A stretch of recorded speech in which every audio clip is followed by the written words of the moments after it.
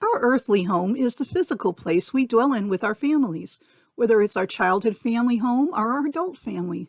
We have meals in our homes, we hang out with our families in our homes, and we sleep in our homes. We may entertain others in our homes, or they may come to stay with us for a while. Thinking about our homes brings back memories, both good and bad.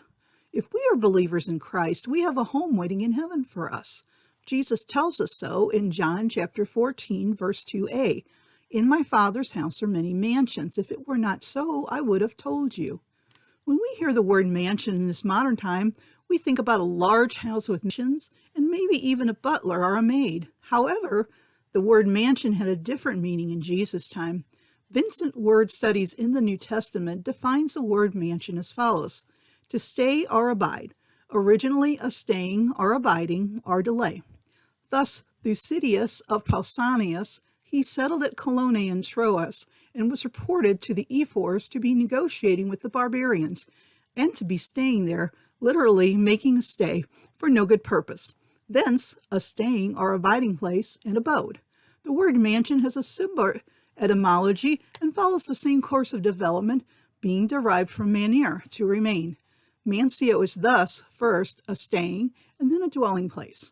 A later meaning of mansio is a halting place or station on a journey. There were Greek words in that definition that I left out because I can't read or pronounce Greek. I hope you'll forgive me, not only for that, but for mucking up the pronunciation of those names. Our mansion in heaven, which will be our dwelling place, is where we'll be staying for all eternity. Our mansion in heaven is our final station on our journey of faith. Paul also speaks of our future heavenly home in 2 Corinthians 5, verse 1. For we know that if our earthly house, our tent, is destroyed, we have a building from God, a house not made with hands, eternal in the heavens. Jesus states in John chapter 14, verse 2b, I go to prepare a place for you. That means Jesus is building our heavenly homes himself. He is a carpenter after all. When we are invited to someone's house for the first time, we are given the address of that way to our heavenly home is even better. In John chapter 14, verse 6, in response to Thomas's question asking about the way to heaven, Jesus states that the only way to the Father is through him. Not only that, in John 14, chapter 3, Jesus states that he will come again via the rapture and receive nor ear heard, nor has entered into the heart of man the things that God has prepared for those who love him. Our heavenly homes will be even better than we can imagine. But we don't have to wait until eternity to live with Jesus and God.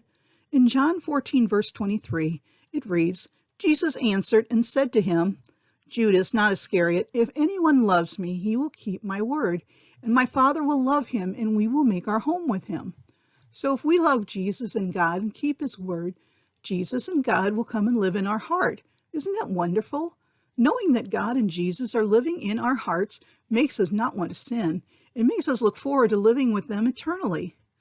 Given the state of the world today, I am looking forward to my heavenly home more and more each day, and hoping that Jesus comes and gets us soon.